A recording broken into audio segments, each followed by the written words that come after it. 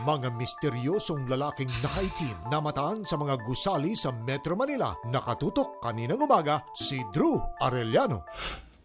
Nagtipo ng maraming tao dito sa may GA Tower along EDSA Boni MRT Station dahil may isang dosenang misteryosong lalaki ang nagrarapel mula sa tuktok ng GA Tower.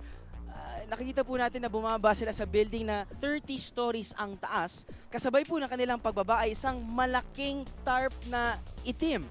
Tinanong ko na sa security ng building kanina at wala pong makatiyak kung sino itong mga misteryosong lalaking nakaitim at kung ano po ang nakasulat sa tarp na kanilang binababa. Abangan po natin yan mamaya.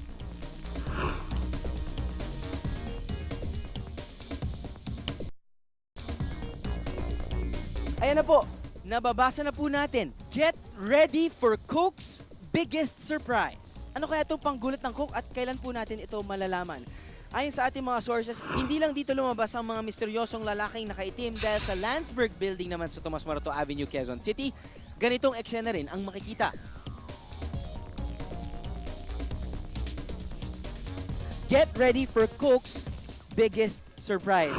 Magpapakita raw itong mga itim na repeller sa mga susunod na araw at sana naman mabigyan lino na itong sinasabing pinakamalaking sorpresa ng Coke. Ito po si Drew Arellano, nag-uulat para sa Coke.